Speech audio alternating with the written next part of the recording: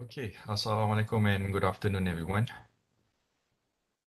So we are approaching towards the end of our syllabus, right? So for today, the topic number 11, related to evaluation of portfolio performance. Okay, so let me share with you the slide.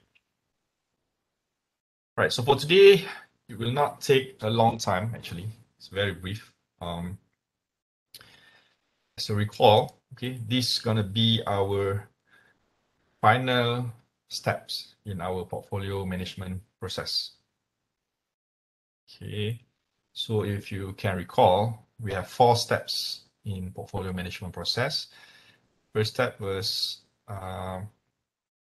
construction, okay, to construct policy, investment policy, whereby we're going to state the objectives of the investor, what will be the possible constraints of the investors. Okay, everything will be explained in the policy. Okay. Secondly, is the evaluation or the analysis. Okay, analysis. This analysis consists of economic analysis, right? The industry analysis, and also specific company analysis.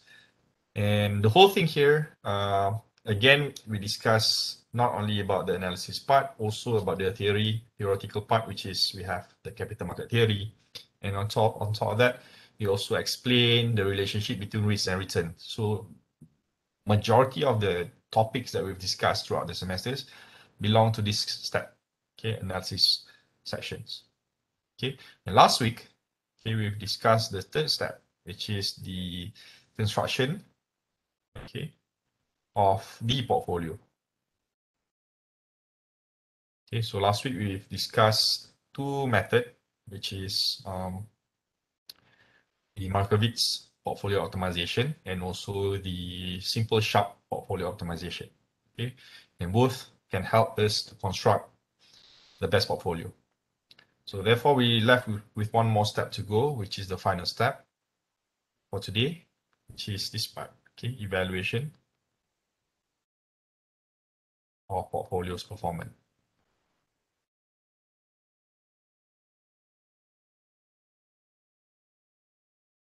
Okay, so for today's topic, we're gonna see how to basically evaluate the performance of our portfolios, whether it's performing well or not. Okay, so we have 3 measurements or 3 indices.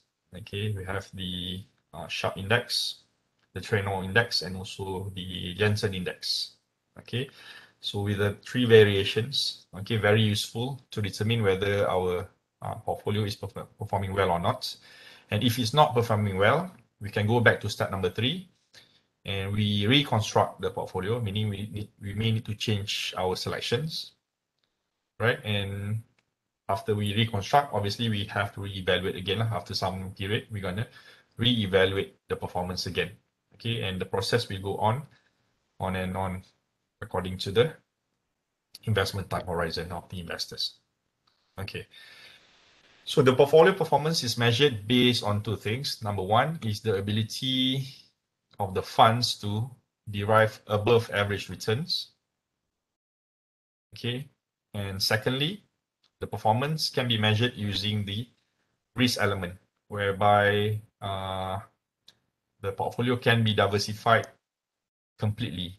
Okay, meaning we can try to eliminate all the unsystematic risks.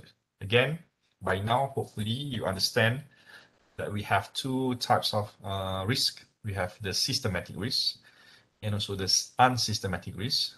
For the unsystematic risk, these type of risks are diversifiable, meaning we can eliminate the risk until 0. Okay. However, for the systematic risk, which usually we measure using the beta, okay, the beta sign here, this is more towards market risk. Therefore, we cannot eliminate this factor. Okay, but for portfolio performance, we can consider that the portfolio performance is good if we can eliminate the unsystematic risk. Okay, how to measure this? We can use the variance, for example, to measure the unsystematic risk. Okay, so for the ability to derive above average returns, okay, how to get this to happen? There are two things to consider. First is superior timing. So meaning as an investor or as an advisor or as a portfolio manager, you need to ensure that you have the perfect timing. Okay, perfect timing here refers to you know when is the right time to enter and exit the market. Okay, and secondly, in terms of your security selection process, okay, your process is very, very crucial here in order to get the best selected assets in your portfolio. Okay, so in terms of superior timing, as a portfolio manager, your job or your task is to advise your clients when is the best time to enter or and exit the market. Okay, so as an equity portfolio managers, you can predict, okay, what we call as the peaks and troughs of the equity market. Okay, peaks here refers to the highest points. Okay, highest points. For example, if you look at the price points, so peaks will be the highest possible points. Okay, if we say I draw a timeline here. Okay, so the price movement of a particular stock in the market can go up and down. So something like this, like for example. Okay, and then they go up a bit, drop a bit, and then can go up again, drop, something like this. Okay, and this may be for the period of 1 year, for example. Obviously, if you reverse or move forward, you can have a larger space of time for your time frame. But for example, this graph represents 1 year period. So as a portfolio managers, based on historical,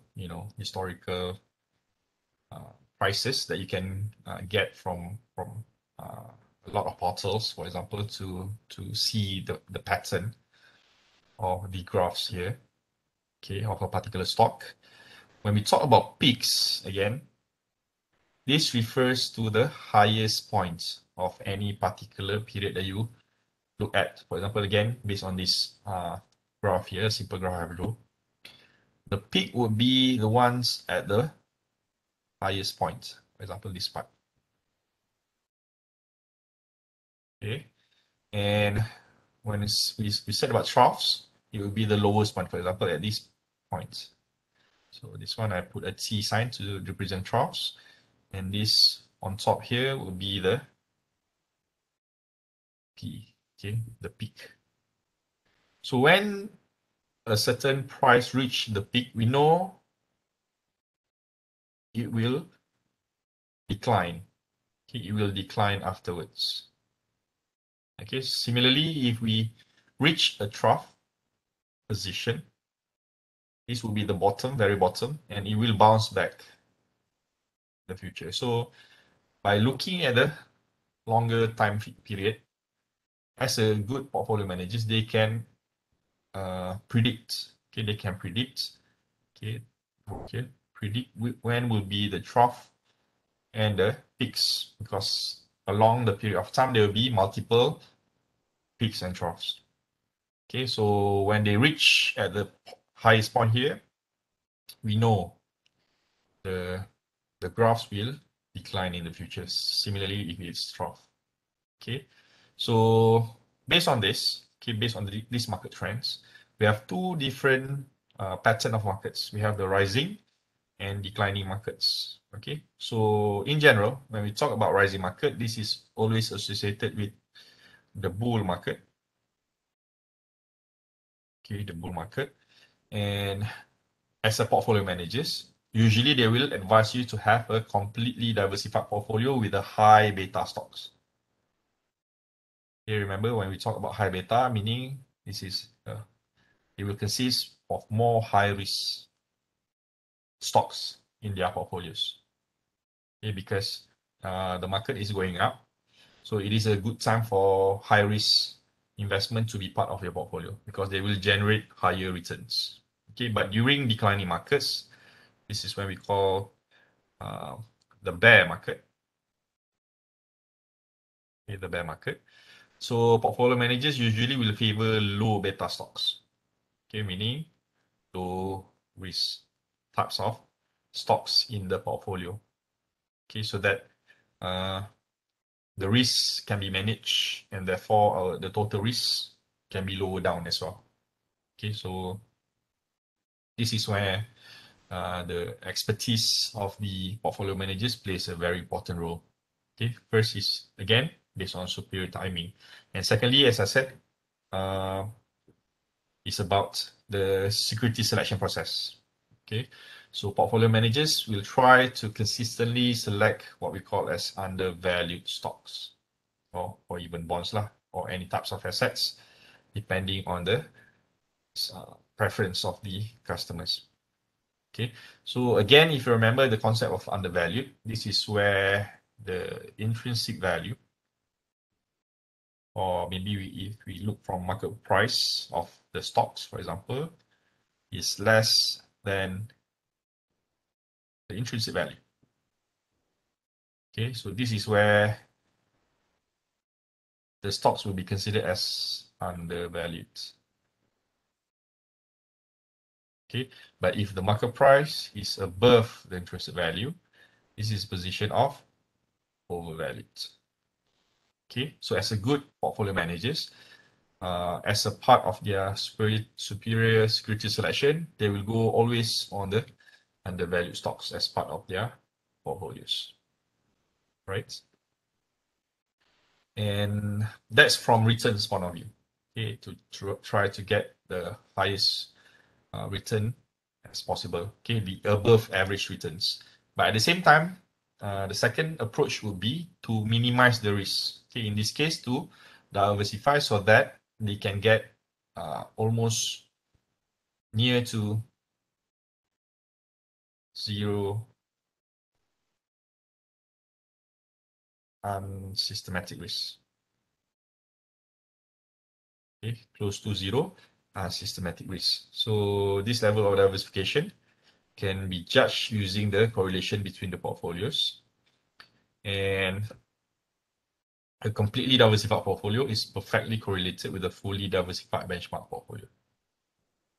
Okay, so as I said, maybe we can measure this by looking at the variance. Okay, the variance of the portfolio, whereby the lower the variance, the lower the portfolio's risk. Okay, towards the investment. Right. So how to measure? Okay, we know already what will be the factors to have a very good performance of the portfolio, to have the above average return, and secondly, to have a very minimal risk exposed. Okay, but how to measure? Okay, so we have three different portfolios performance measurement, as I said. So we have Sharp, number one, Trainor, and also the Jensen performance measure. All with different pros and cons, obviously. Okay, but all three is actually very widely used. Okay, not only for stocks, but for multiple types of investment. Okay, whereby we can use this index to determine whether the stocks is considered profitable or not, in short. Okay, so let's look one by one. Okay, by the way, Sharp and Trainor performance indices concentrate on the performance based on its premium return. So the premium return here is actually refers to the excess return. Okay, remember in our previous topic, we have one of the formula, we use the excess return ratio. Okay, so the premium return here refers to the excess return. So meaning it will be the difference between the return of the stocks or the return of the portfolio with the return of the risk-free rate. Okay, so this is what it's meant by premium return. We have a positive values here. Okay, and we're going to compare this against the risk factor. Okay, so Sharp and Trainer will have a different risk risk indicators that we use. Okay, for Sharp, we're gonna focus on the total risk factor, whereas for Trainer, we're gonna focus on the systematic risk. Okay, gonna use systematic risk for the risk factor. Okay, but both we're gonna use the premium return as our numerator. Okay, so that's actually would be the formula lah. The numerator would be the premium return, but for the denominator, it will be different for Sharpe and Treno based on total risk and systematic risk respectively. And for the Jensen index, or usually we call them Jensen's alpha. Okay, it focuses on the ability of the fund managers. Meaning, by looking at the Jensen's alpha, okay, we can see whether the selection of the portfolio will give a good returns. Okay, hence making good investment decisions based on the portfolio's performance. Okay, so by looking at answers alpha, we can judge the performance of the managers.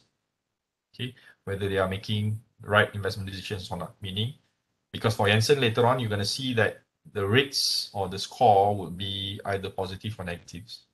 Okay, again, I will explain in detail about the Jensen alpha later. Okay, so let's first look at the first performance, which is known as the Sharpe. Okay, Sharpe performance measurement. This is number one. And it measures the excess return, as I said tadi, excess return, against the total investment risk. Okay, and excess return, again, you're going to measure using the returns of the portfolio. Okay, sometimes we can use a symbol P here, RP, return of portfolio, and we minus with the risk-free return rates. Okay, and for the total investment risk, we're gonna use the standard deviation, this part. Okay, for the total investment risk, which is the denominator, you're gonna use the portfolio's standard deviation or the symbol sigma. Okay, the symbol sigma. And this would be a proxy for the total risk. The standard deviation would be the proxy for the total risk. When we set total risk, it is combined between systematic and non-systematic risk. Okay, so it's a combined values for both, yeah. So this would be the formula. Okay, we use the symbol S here to represent the Sharpe index. And we have the returns, okay, the excess returns. Okay, returns of the portfolio minus the risk-free rates. Okay, and we divide with the standard deviation of the portfolio. Okay, very simple. So the answer or the result of this Sharpe index indicates that what would be the excess return or the return premium per unit basis, per every risk factor. Okay, per unit basis lah, for every 1 unit of risk, what would be the returns? Okay, and based on that, the higher the score, the higher our Sharpe index, the better the performance. Meaning, as an investor, if you have to choose or you have to rank, you're going to choose from highest to the lowest. Okay, from the highest to the lowest. So the highest, the better. Okay, so as I said, it's measure the excess return based on per unit basis of the risk. Okay, and in this case, the risk is a total risk. Total risk. And investors, as I said, are often advised to pick investment with high Sharpe ratio. Okay, high Sharpe ratio.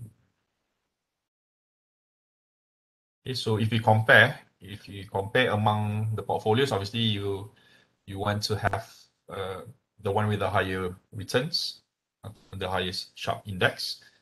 Okay, but if you want to see the performance against the market, we can compare, and we should have the Sharpe index of the portfolio to be higher than the Sharpe index of the markets.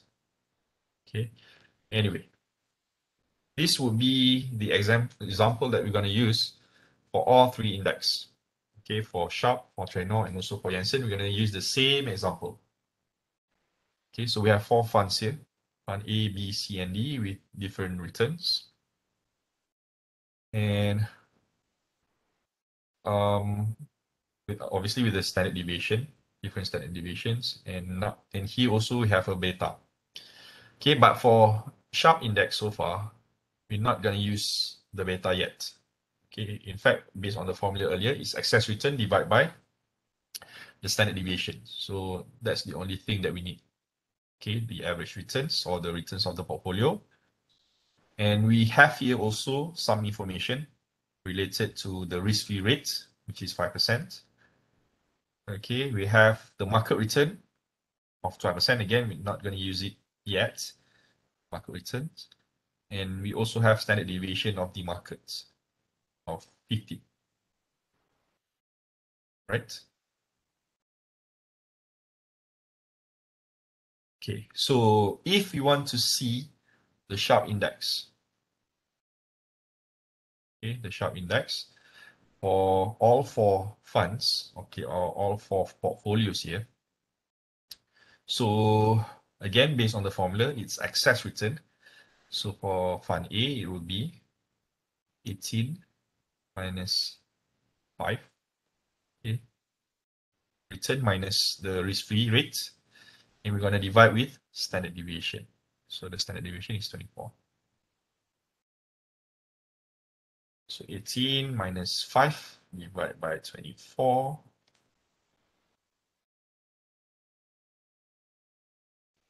It's 5. So it's 0.54. Okay, 0.54. Second, it will be 12 minus 5 divided by 17. 0.41. Next, 10 minus 5 divided by 11, 0.45. Lastly, 16 minus 5 divided by 22, 0.50. Okay.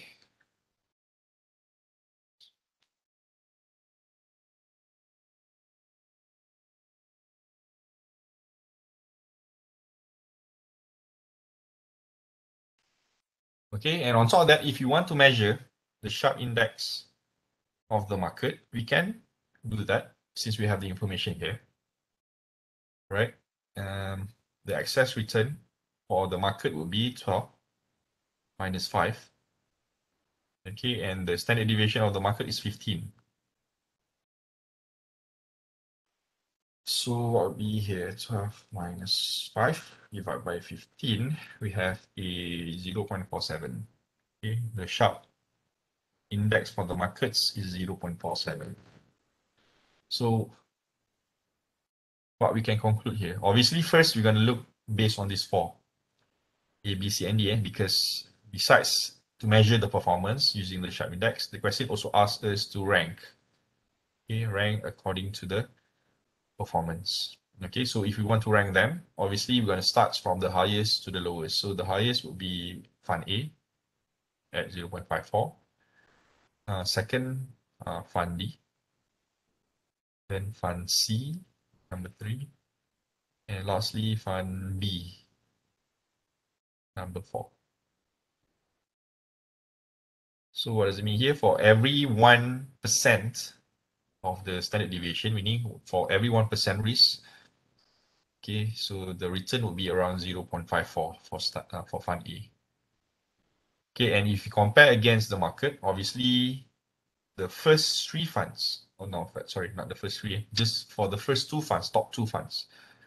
Okay, Fund A and Fund B will be considered as a good option to invest because both overperform the market's Sharp index. Okay, 0.54 and 0.5, which both are higher than market's Sharp index of 0.47.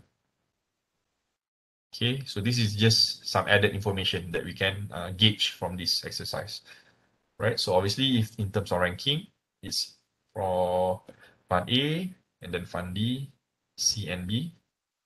But if you have to choose, okay, obviously you're going to choose the best lah. But if to compare, which are considered good investments, for Fund A and Fund D still can be considered as good because both are higher than the sharp index of the market. Okay, both are performing well or above the market's performance. Okay, so that's the first measurement, the sharp performance index. Okay, but if you have any questions, just let me know. Next, let's move on to the second measurement, which is known as Traynor. Okay, Traynor. So as the numerator, it will be the same as before, meaning it's similar like the sharp index. Okay, meaning we're still going to use the excess return. Okay, meaning it's the return of the portfolio minus the risk-free rate. Okay, but now the risk element, instead of the total risk, okay, total risk we measure using standard deviation.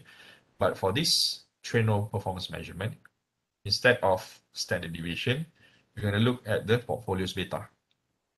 Okay, portfolio's beta. And again, portfolio beta is actually refers to the systematic risk. Just the systematic risk.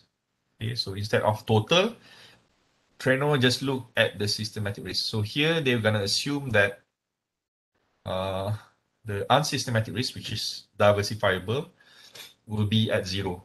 So meaning they assume that the portfolio is already eliminate all the non-systematic risks. Okay, therefore they're going to assume that the systematic risk will be zero and just focus on the portfolio's beta, which is the systematic risk.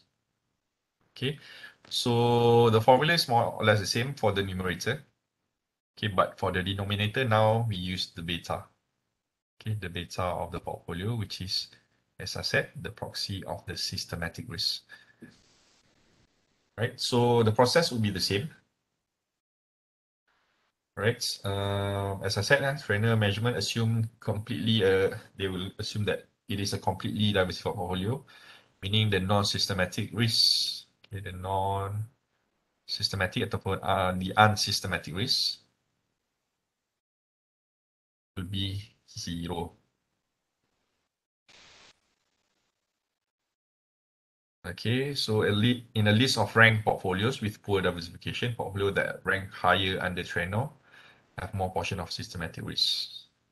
Okay, but in other words, in terms of ranking, again, still the higher the ratio, or the higher the index, the better in terms of performance.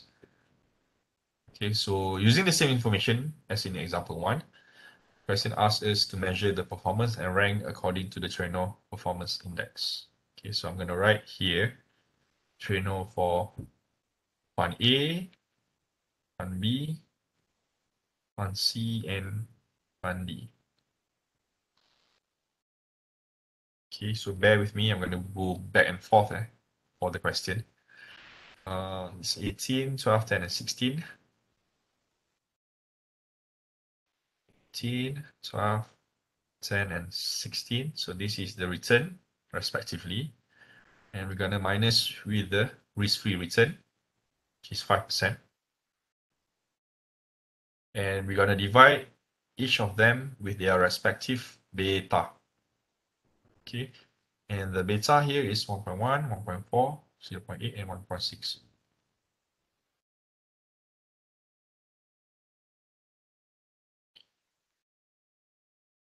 Okay, and then we can calculate the respective Traynor for all funds. Okay, 13 minus 1.1, 11.8.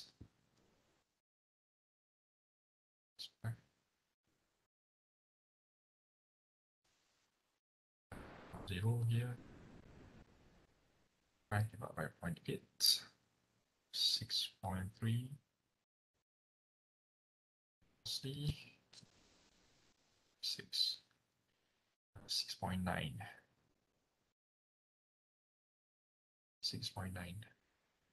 And again, if we have to rank them, would be fund A first, second would be fund B, then third fund C, and lastly fund B.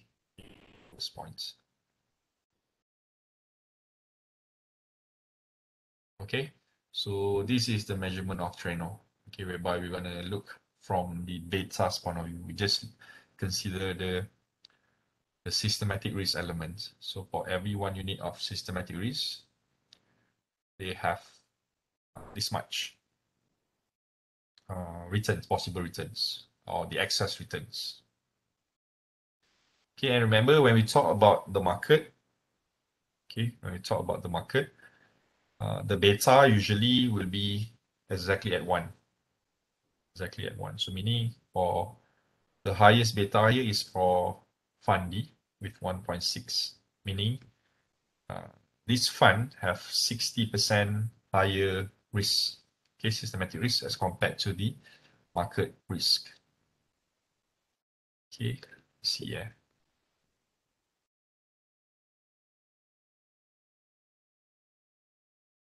Okay, and if you want to measure the Treno index, okay, for the market, we can do that actually. If we take the excess return, okay, the excess return of the market will be 12 minus 5. Okay, and for the beta for the market, usually it will be 1.0. So meaning 12 minus 5 divided by 1 is 7%. So if we look at these 4 funds, okay, the only fund that overperform based on Treno is just Fund A.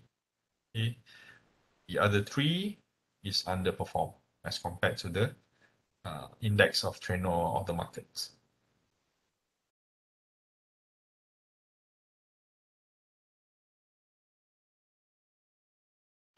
Okay, so when is the best time to use Sharp and Treno then? Okay, so in a very well diversified performance, ataupun a very well diversified portfolio, obviously Treno will be a good measurement. Okay, with the assumption that we have a very good, well diversified portfolio, meaning we're gonna assume that the return, or not the return, the risk, especially the non-systematic risk, will be at the very minimum or close to 0. So Treno will be the best index that we can use. But in a poor diversified portfolio, right, the Sharp index might be a better index that we can use to measure, because it includes every risk element, because we use the total risk factor instead of just the systematic risk. Okay, now let's move on to the last one. Okay, the Jensen performance measurement. As I said, we use the alpha sign, the Jensen's alpha. And unlike the first two, Jensen's alpha can be used to measure the manager's performance, okay, the individual's performance in decision making, okay, of their portfolio performance. Okay, so as I said, there are 2 possibilities: either the alpha to be positive or to be negative. Okay, so fund with positive alpha indicates positive returns, meaning the managers are doing a very good job in terms of selecting the best possible portfolios. So meaning they made a very good investment decisions. Okay, but if you find the alpha sign to be negative, okay, so it indicates a negative return. And again, for negative return, it's an indicator that the managers might make a bad decisions. So how to compare? What are the items that they compare? They are actually comparing the returns of the portfolio against the expected returns of the market. Okay, remember the concept of KPM. Remember that? KPM. Okay, capital asset pricing model. Okay, so for this Jensen index, which was found by Mr. Michael Jensen in the 1970s, is the one who create or come up with this index, whereby they still use the beta risk elements. Okay, and as I said before, the higher the beta, the higher the risk element in the portfolio. So by looking at the excess return still, we look at the excess return. We're going to compare this excess return against the required rate of return of the market, okay, which can be determined using the KPM. If you remember, in the KPM, we have two. We have CML and SML. For SML that we've gone through data before this, we can recall the formula for SML. If I can recall myself, it would be the excess return, sorry, the risk-free return, okay, the risk-free rate return, plus with the data, the portfolio, and we multiply with the excess return of the market. So meaning market return minus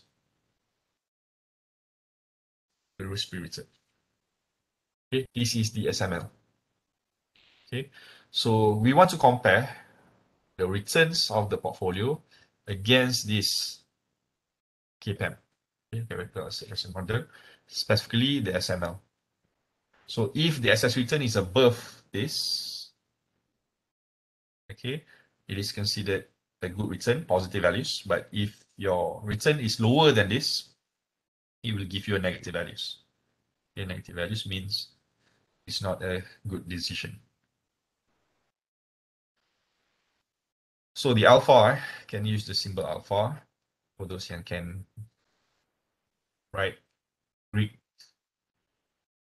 symbol ni, you can use the Greek alpha. But anyway, there are two ways actually to write or to compare. Remember, I wrote earlier the SML. So technically, if you want to use this formula, okay, to compare, meaning you can use the returns of the portfolio, okay, minus, okay, with the SML, meaning B risk-free return plus the beta, the market return minus the risk-free. Okay, this is one way to look at it. Okay, because we want to compare the returns of the portfolio and also the SML, the capital asset pricing model. Okay, but based on this note, you can alternatively use this formula instead.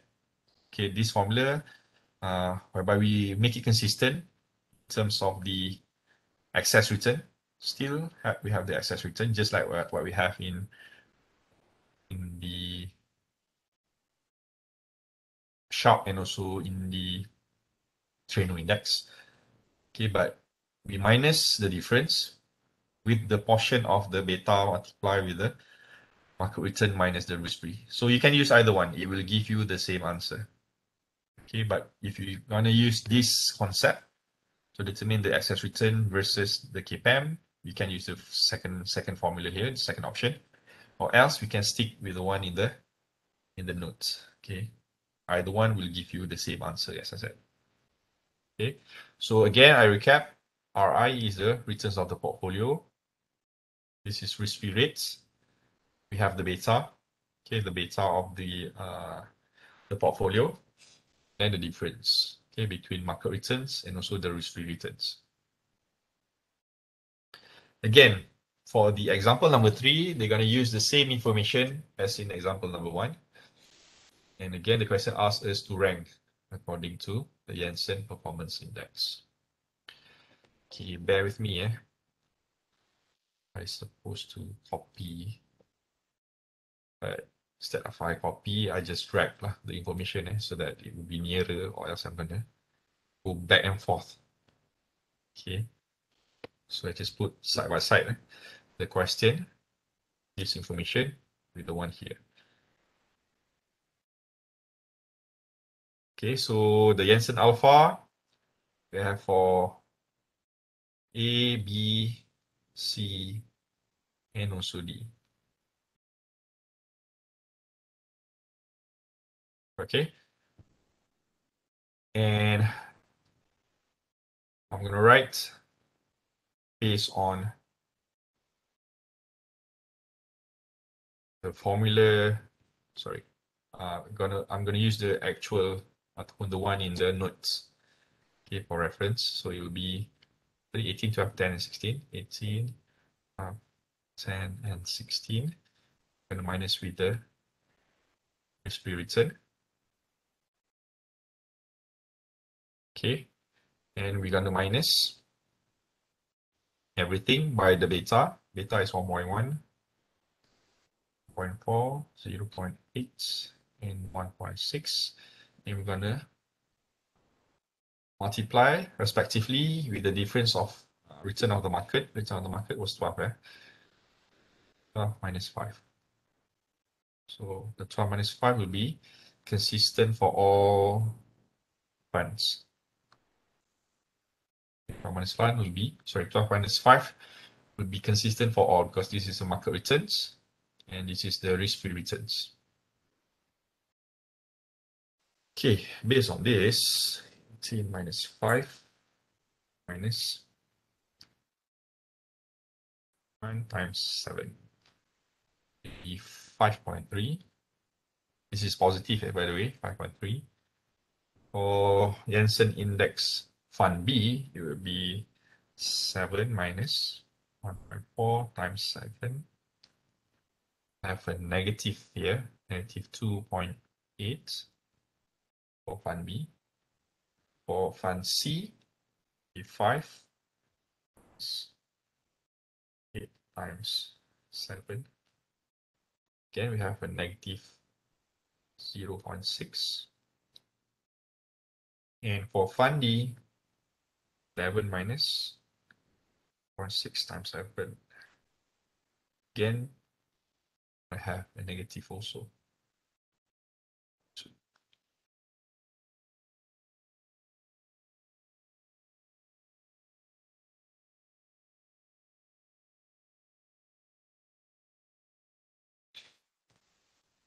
Okay, so for the market, okay, for the Jensen market, Jensen index for the market, usually it will be exactly 0. Usually, so meaning if you measure the performance, the score usually would be at the 0 points, exactly 0. So it's between positive, negative, and so the good performance would be above 0. So anything below 0 will be a very bad decisions have been made.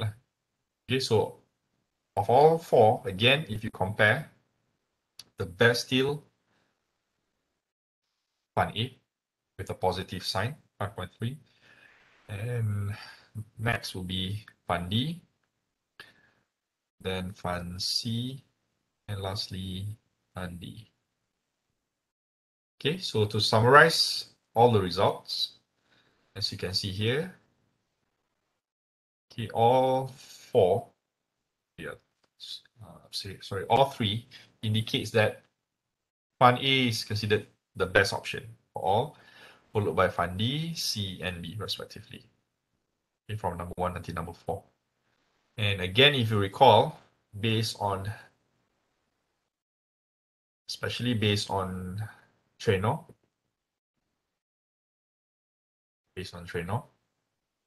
and also based on Jensen.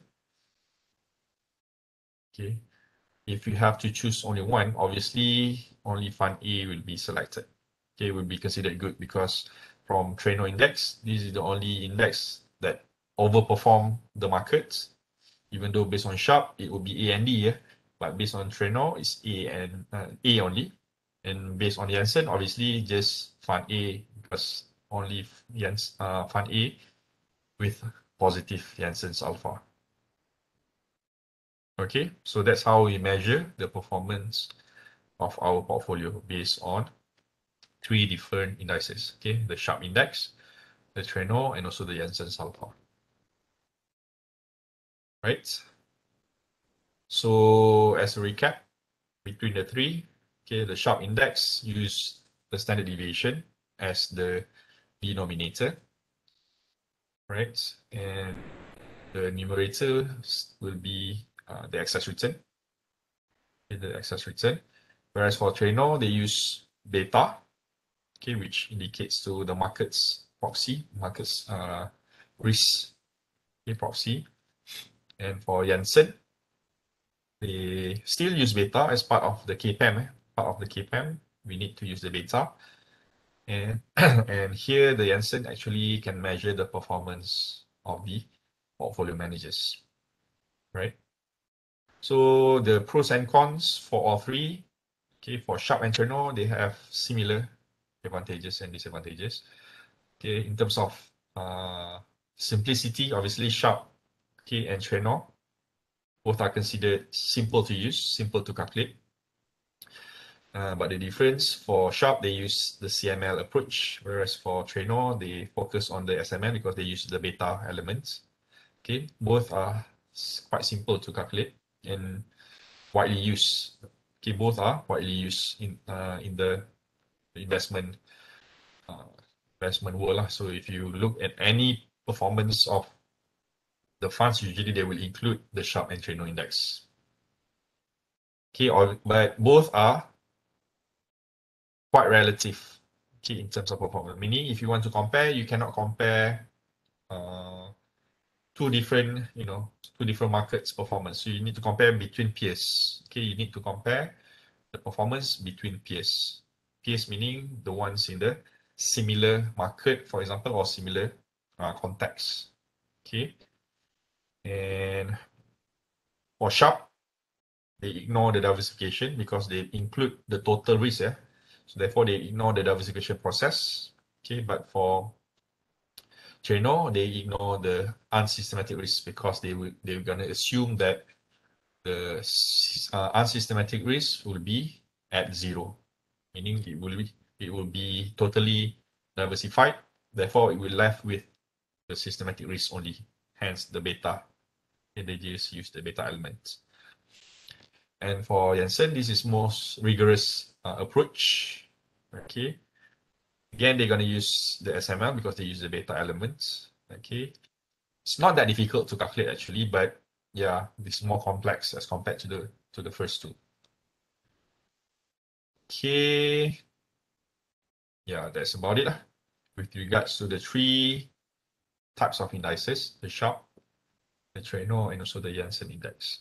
And with that, actually, is the end of our topic 11.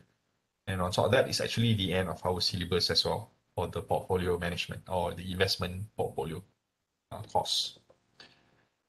Any question?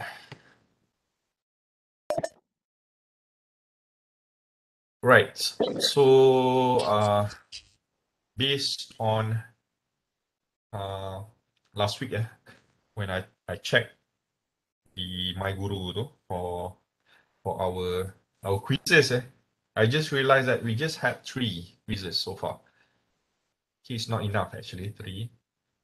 So therefore, for this topic, okay, initially I don't have any plan to do a quiz for this topic, but since we have shortage of quiz, so I'm gonna post. Actually, I've posted already, but it will be only available for you to answer it starting tomorrow. Okay, so again, starting tomorrow 6 p.m. You can check out your My Guru link and look for quiz number 4. Okay, quiz number 4 will be about evaluation of portfolio performance. Okay, and that will be our final quiz. Okay, so meaning for this semester, we're going to have 4 quizzes. And the last one will be this topic 11. Okay, but it's very simple lah. Topic 11 ni, the calculation wise not that difficult. Yes? Kalau macam soalan tadi kan yang chapter 11 ni, memang kalau dalam soalan dia akan minta 3 analisis ni lah untuk kita kira. Depends. Tak semestinya because sometimes they can ask you, okay, based on Treno and Jensen saja. Maybe it's possible. Tak semestinya all 3. Depends on question. So that's a trick also. So therefore, you need to ensure that you use the correct formula for the correct index. Okay, so dia punya result dia semua A, B, C, D tu guna Tak any semestinya analysis everything will be at the same ranking. Not necessarily. okay. Sometimes it can be different ranking depending on the Alright. index. But for our case study, all 3 should the same ranking kan. But that's not the case for all the performance, depends. Oh, Yeah, possibly I can share later lah in terms of the quizzes punya answers later. Okay, anything else? so kalau untuk final exam tu dah boleh discuss ke berapa jam or maybe Okay, for the final, we don't have final exam obviously because kita tak ada face to face. We're gonna have final yeah, final assessment. assessment. So I guess you guys dah tengok kan the schedule. Yeah. For this paper, it will be on the 8th of July. So you have about 1 month to go. So it's gonna be as actually similar like final exam lah actually. It will be 5 questions structured, 5 structured questions. Structured here means every question dia adalah subsection dia. Like for example, question 1A, question 1B, and then question 2A, B, and C, for example. So 5 questions in total, answer all. Okay, so from the syllabus earlier, meaning from the total of 11 syllabus that we have, sorry, 11 syllabus, like 11 topics that we have in the syllabus, there are possibilities some of the topics not be in the final. Okay, I will let you know later lah about that thing. I can't remember now. And I think about 80%, maybe 80%. I can see about 80% is based on calculation. Still, we have a portion of questions related to theory, theory questions. So, but majority of it still based on calculations. And it will be 5 hours. Okay, 5 hours test. Actually, it's more than enough because if we do a face-to-face punya exam, you just be given 3 hours. So meaning, generally, you're supposed to have 3 hours solid. So you just need 3 hours solid just to answer. Okay, so you have 2 additional hours just to download the question. For you to scan your answers. Make sure nanti you scan your answers in one single file. Okay, let's say when you answer you have, let's say, I don't know, 7 pages katakan. So make sure the 7 pages will be scanned into one file, not 7 different files of PDF. Okay, so please combine or merge the pages into one file, one single file, and rename the file according to the instruction later. Okay, obviously you need to read the instructions.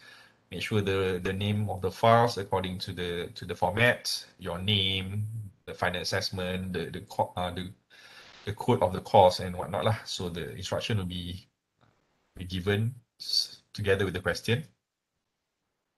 What else? Yeah, and finally upload the question lah. Sorry, upload the answer again in MyGuru. So we're going to use the MyGuru punya platform for the questions and also the answers for easier tracking. Hopefully the system will be okay on that day, or else we're gonna have a backup. I will let you know later, but our primary platform will be MyGuru. Okay. Again, I recap, it will be 5 hours, be 5 hours assessment. And please allocate just 3 hours for answering ataupun to attempt to answer the 5 questions. Okay, not more than that. Okay, because the rest is actually for administrative, I call it administrative punya purpose lah, to download. Okay, sometimes you may require longer time to download, I don't know. The file of the question will be very, very minimum. Okay. Majority of the time is actually for you to answer the questions. And make sure again, when you scan, if you use your phone, don't use high resolution punya pictures lah, because or else it will be huge files. Okay, try to minimize the file size too. Again, if the original file size too is big, you can minimize using an online punya portal juga to minimize the resolution of your file too, so that the file will not be big. Okay, or else you're gonna have problems juga to upload dalam MyGuru. What else? I think that's about it. Good. related to our final assessment. Okay, don't forget the final assessment, okay, on the 8th of July. Okay, so more or less about 1 month from now. Nanti sir akan upload carry mark kah? Yeah, of course. So I will try to upload it. This is week 13, kan? So you have week 14. By the way, since this is our final meeting, there'll be no class next week. Okay, so I'll try to upload it by either next week or you have 1 week of study week juga. So latest by study week. Okay. So nanti please check your ongoing assessment, your carry marks too, and let me know if there's any possible discrepancies, like if any, right? Anything else?